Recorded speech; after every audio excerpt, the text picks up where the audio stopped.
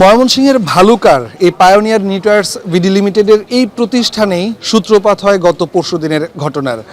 এই প্রতিষ্ঠানেই দীপুচন্দ্র দাস কাজ করতেন এবং এই প্রতিষ্ঠানের ভেতরেই ঘটনা ঘটার পর তাকে এখানে রেজিগনেশন দিয়ে তাকে এখান থেকে বের করে দেওয়া হয় তৌহিদি জনতার কাছে, এবং উত্তেজিত জনতা তাকে এখান থেকে মারতে মারতে ভালুকা মাস্টার বাড়ি যে এলাকাটি রয়েছে সেই এলাকায় নিয়ে যায় এবং তাকে সেখানে বেধড়ক দিয়ে হত্যা করা হয় এবং তারপর গাছের সাথে বেঁধে তাকে তার মরদেহ, এবং এই ঘটনায় তার পরিবারের পক্ষ থেকে পরের দিন লোকজনকে ডেকে এনে পরিবারের কাছে মরদেহ হস্তান্তর করে আইনশৃঙ্খলা বাহিনী।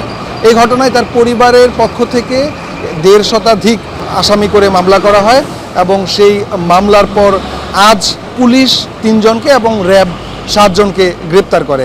আমরা এখানে এসে এই যে পায়োনিয়ার নিটওয়ার্কস লিমিটেড রয়েছে, এই লিমিটেডের 2টি গেট রয়েছে, 2টি গেটেই আমরা ডাকার চেষ্টা করেছি এবং কি যোগাযোগ করার চেষ্টা করেছি। কোম্পানির পক্ষ থেকে কেউই আসলে ক্যামেরার সামনে আসেনি এবং তারা দরজাও খুলেনি। ভাই, এখানে দায়িত্বরত কেউ নাই? জি, একটু খোলা যাবে না? ছুটি নিয়ে ঢাকা গেছিলাম। আচ্ছা আচ্ছা, পরে এসে কি শুনছেন? পরে তো আজকে ঢুকছি, বাদে আর কোনো শোনা হয়নি আর কি।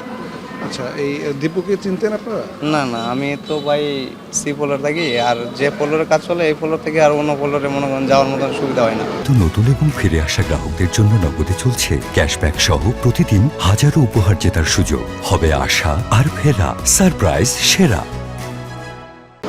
এইটুকুই। এটা মূলত কিসের ফ্যাক্টরিটা, কিসের? Sweater company. Sweater company. কতদিন যাবত এখানে আছে এটা? এখানে আছি ভাই বেশি দিন না, এই 6 মাস 7 মাস হবে আর কি। মানে আপনি 7 মাস যাবত কাজ করেন। দীপুকে এর আগে চিনতেন না?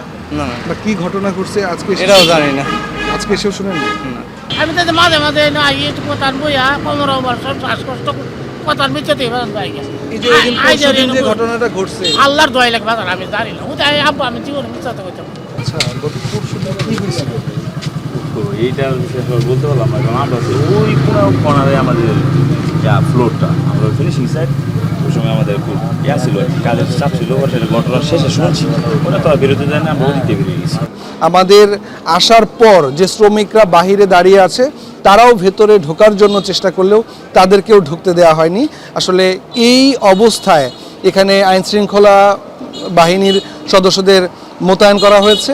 এখন পর্যন্ত আমরা এই কোম্পানির পক্ষ থেকে কোনো ধরনের যে বিবৃতি, সেই বিবৃতি পাইনি এবং পরিবারের পক্ষ থেকেও অভিযোগ করা হয়েছে যে ঘটনাটি ঘটেছে মূলত এবং যেখান থেকে মূলত ঘটনার সূত্রপাত তা এই কোম্পানির ভিতরেই হয়েছে এবং কোম্পানির যে সিসিটিভি ফুটেজ সেটি যদি হাতে পাওয়া যায় তাহলেই আসলে মিলবে ঘটনাটা কি।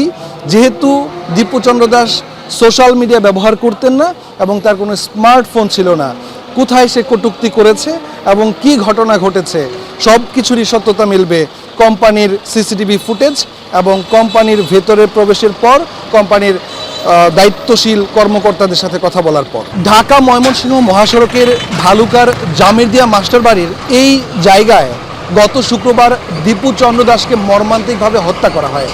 এরপর এই গাছের সাথে ঝুলিয়ে তার মরদেহ ফেলা হয়। পরিবারের দাবি, কোম্পানির ভেতর কোনো দুর্ঘটনার কারণেই তাকে ষড়যন্ত্রবশত হত্যা করা হয়েছে। খুব দ্রুত সময়ের মধ্যে এই হত্যাকাণ্ডের সাথে জড়িতরা শাস্তির আওতায় আসবে, এমনটাই প্রত্যাশা পরিবার এবং স্থানীয়দের। ইমরান হাসান রাব্বি, ডিবিসি নিউজ, ভালুকা, ময়মনসিংহ।